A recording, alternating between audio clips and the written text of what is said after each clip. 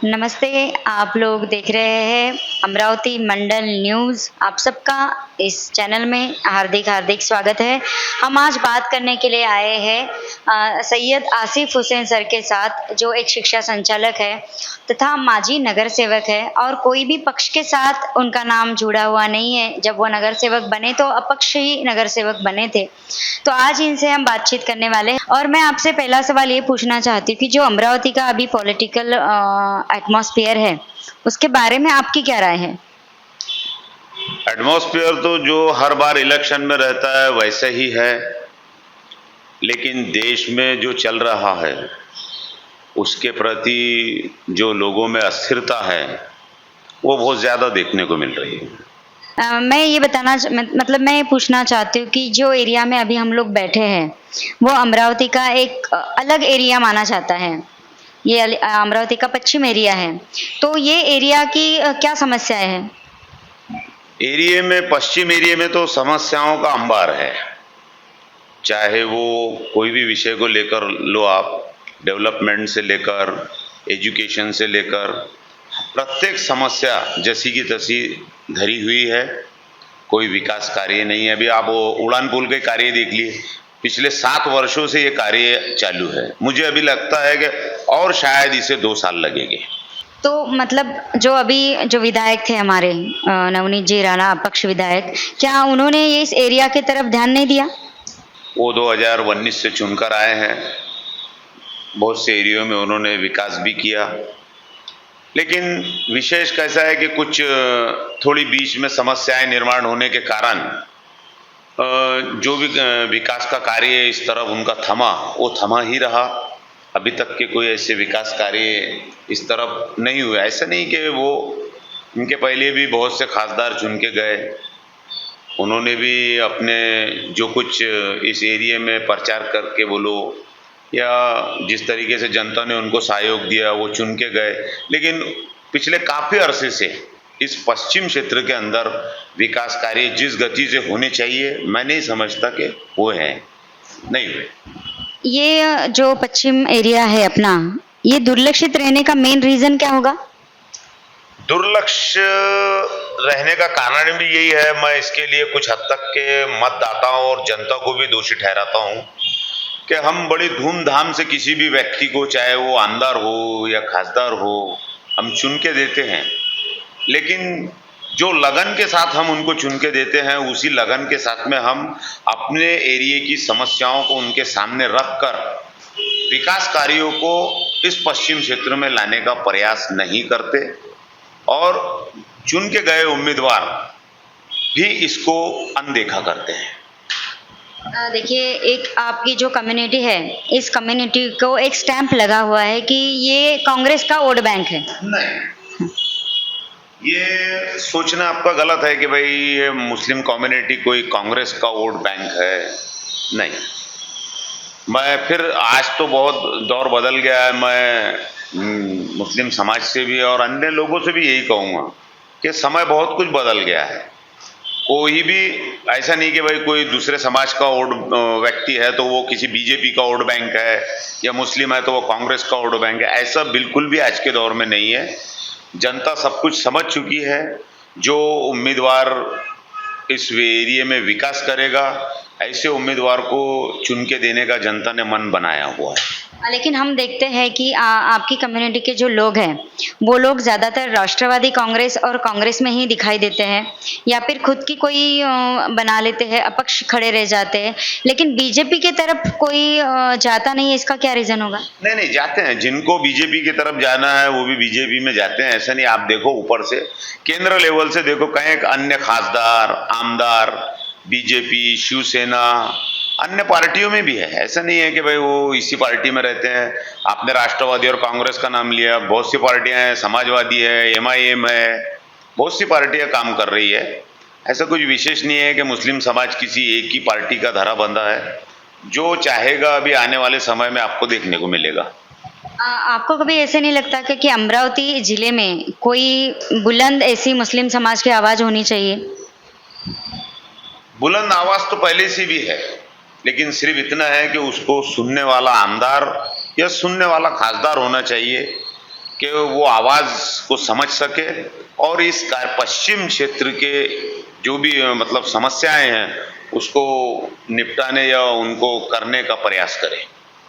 एक थोड़ा और मैं सेंसिटिव सवाल आपसे पूछना चाहूँगी कि लोग जब बोलते हैं कि तुम वो एरिया में जाके दिखाओ, वहाँ पे बात करके दिखाओ, हिम्मत है तो मतलब ये पठान चौक, चांदनी चौक, वो एरिया में जाके आप बात करके देखो, फिर आपको समझेगा आपके साथ कैसा बिहेवियर होगा।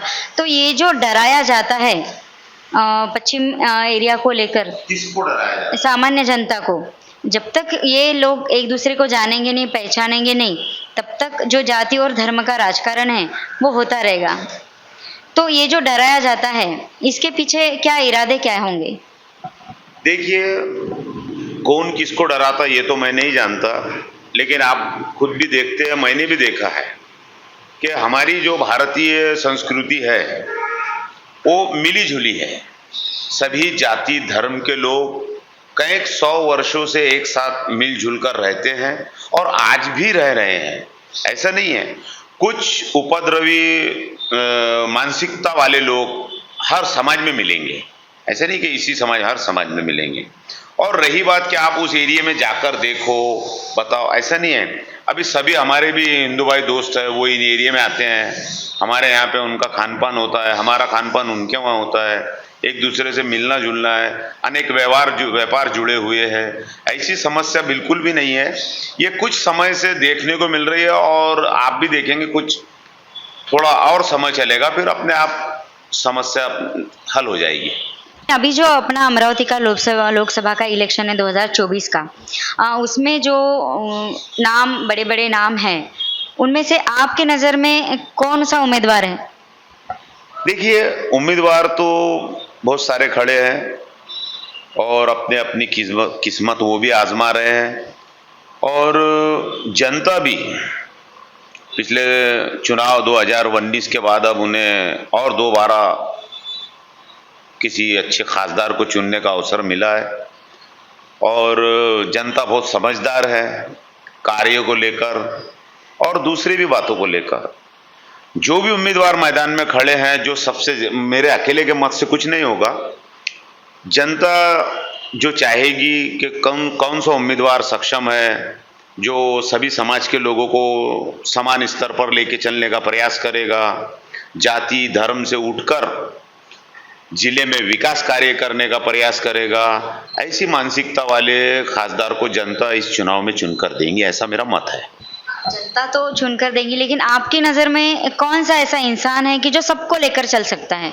नहीं, मेरे नज़र में तो नहीं। मैंने अभी आपको पहले भी बताया कि मैं जब नगर सेवक बना तो मैं किसी कांग्रेस पक्ष से या बीजेपी से किसी से भी नहीं था और आज भी मेरी कोई विशेष पक्ष के प्रति रुचि नहीं है, लेकिन मैं ये फिर भी यही कहूँगा आपको कि जनता के सामने सभी उम्मीदवार है और वो सक्षम उम्मीदवार को चुन के देंगे और मेरा भी मत यही है। अभी तो शुरुआत हुई है, अभी जो उनकी मानसिकता है, किस तरीके से उन लोगों के भविष्य में प्रोग्राम है, अभी सभाओं में वो अपने भाषणों के माध्यम से जनता के समक्ष रखेंगे, मैं भी समझने का प्रयास करूँगा, उस वक्त मेरा भी मत आपके सामने आ जाएगा। लेकिन जब वो सभाएं लेते हैं तो आश्वासन देते हैं और बाद में भूल जाते हैं, ऐसे आरोप सामान्य जनता उन पर लगाती है। तो क्या आपको ऐसा कोई अनुभव आया है उनका कि चुनाव के टाइम में खासदार मैडम ने या इसके पहले के खासदारों ने जो आश्वासन दिए वो पूरे हुए कि नहीं हुए? देखिए, मैंने अभी इसके पहले भी आपको बोला कि खासदार तो इनके पहले भी बहुत से चुन के आए। पश्चिम एरिया के विकास में जिस तरीके से तेजी होनी चाहिए थी काम की, वैसी नहीं रही। और आप जो ये कह रहे हैं कि भाई वो भाषण के माध्यम से बहुत चीज़ें रखते हैं लेकिन उनको आगे करने का प्रयास नहीं करते, ये किसी एक आमदार या किसी एक खासदार के विषय में बोलना उचित नहीं होगा। ये चुनावी फंडा है, आप खासदार आमदार का विषय मत लीजिए, देश के प्रधानमंत्री से लेकर यहाँ तक आ जाइए। आपने ये भी सुना था कि भाई हमें चुन के दीजिए तो आने वाले समय में 15-15 लाख आपके खाते में आ जाएंगे। तो अगर यहाँ का कोई खासदार, अगर कोई आमदार, अगर कोई एरिया के विकास के लिए अगर कोई भाषण देता है, प्रॉमिस करता है, अगर भविष्य में नहीं कर पाता है, ये तो राजनीतिक परंपरा है। कि हम कितने वादे करते हैं और कितने उसमें से सफल करने का प्रयास करते हैं। ये राजनीतिक फंडा है। एक और बात पूछना चाहूँगी कि जो अपना जो अमरावती डिस्ट्रिक्ट का पूरा मुस्लिम वोटिंग है वो 3.5-4 लाख के बीच में है। तो ये सारा वोटिंग निर्णायक वोटिंग होने वाला है, ऐसी बातें कही जा रही है, तो आप सहमत है इससे? देखिए, सहमत तो हूं मैं। कारण ये कि मुस्लिम वोट ऐसा नहीं है कि खासदार के इलेक्शन में निर्णायक है। आपने पिछले वक्त भी देखा है, शहर में भी देखा है, जिले में भी देखा है कि मुस्लिम वोट अगर एकत्रित होकर वोटिंग करे तो वो निर्णायक था, निर्णायक है और भविष्य में भी निर्णायक रहेगा, ऐसा मेरा मत है। अभी जो नाम बड़े 3 नाम चल रहे अपने अमरावती 2024 लोकसभा के, उन तीनों नामों में से अगर आपको वोटिंग करना रहा तो आप किसको करेंगे? देखिए, मैंने अभी पहले भी आपको बोला कि अभी इलेक्शन की प्रक्रिया शुरू हुई है। जो भी उम्मीदवार, आप 3 बोलो 4 बोलो, जो मैदान में है, अभी उनके सभाओं के माध्यम से उनकी मानसिकता, उनके काम करने की आगे की रणनीति क्या रहेगी, जब तक वो मेरे सामने नहीं आती। जैसे जिले का मतदाता, अभी मैं भी एक मतदाता हूं, जिले का मतदाता जिस तरह अभी इंतजार में है, मैं भी उसी तरह अभी इंतजार में हूं। जो भी मेरे सामने सक्षम रूप में उभर कर आएगा, मैं अपना मत उसे देने का प्रयास करूंगा। देखिए, आप एक समाज सेवक हैं, आप एक एजुकेशन संस्था भी चलाते हैं बड़ी, तो ऐसी कौन सी समस्याएं आती है आपके सामने ये सारी सिस्टम चलाते वक्त, जिन समस्याओं को लेकर आपको खासदार या आमदार के पास जाना पड़ता है लेकिन उस समस्याओं का हल नहीं मिलता है? देखिए, समस्याएं तो मैंने पहले भी बोला, अनेक समस्याएं हैं। चाहे वो विकास कार्य की लेकर हो, एजुकेशन को लेकर हो, अन्य और भी दूसरे विषय है, सभी को आमदार लोग और खासदारों लोगों के पास में जाना पड़ता है उन कार्यों को लेकर। और अनेक बार वो समस्याएं हल भी होती है, कुछ समस्याएं ऐसी रहती है जो हल नहीं होती, लेकिन जाना पड़ता है सभी समस्याओं को लेकर। देखिए, अभी भाजपा का सरकार आने के लिए 10 साल पूरे हो चुके हैं, मतलब मोदी जी के 2 टर्म कंप्लीट हो चुके हैं। उसके पहले पूरा कांग्रेस का राज्य था, तो वो टाइम का विकास और ये 10 सालों का विकास, इसकी तुलना आप कैसे करना चाहोगे? देखिए, पहले कांग्रेस का देश में सत्ता थी और आज आप बोल रहे हैं कि बीजेपी की है।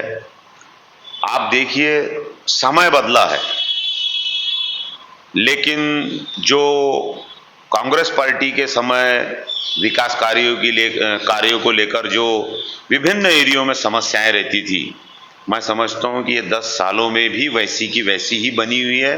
कोई बदलाव मेरी नजर में नहीं है। मतलब बदलाव कुछ भी नहीं है, ऐसे इनका कहना है।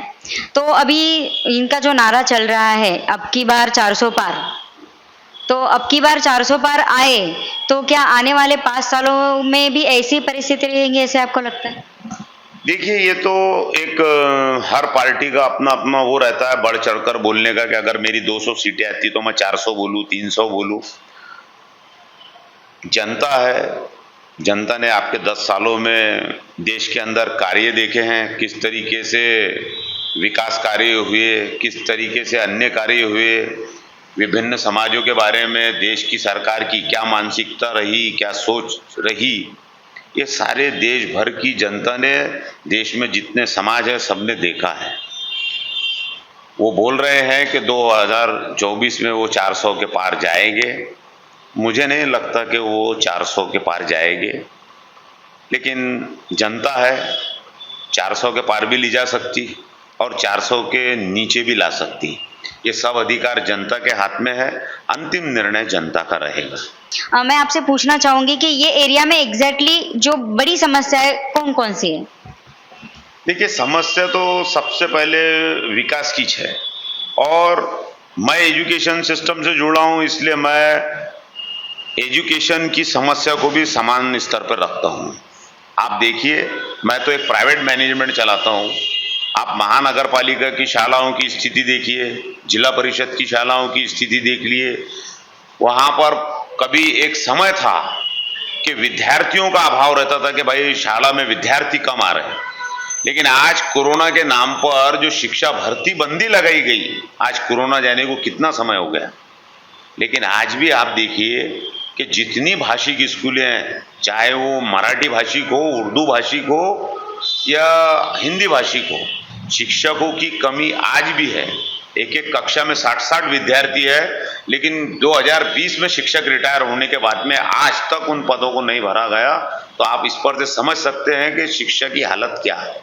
हमारा एक माध्यम है, इस माध्यम से मैं बताना चाहूँगी कि ये एरिया जो अभी तक इन समस्याओं से घिरा हुआ है, इनकी समस्याएं ज़रूर सरकार के सामने लेकर जानी चाहिए और जो भी कोई उम्मीदवार चुनकर आएगा उसने इन समस्याओं का ख्याल ज़रूर रखना चाहिए।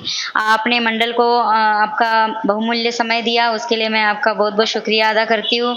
आने वाले समय में आपकी कम्युनिटी की बहुत प्रोग्रेस हो, ये एरिया की सभी समस्याएं दूर हो, यही आशा रखती हूँ और आपसे रजा लेती हूँ। आपका बहुत बहुत धन्यवाद।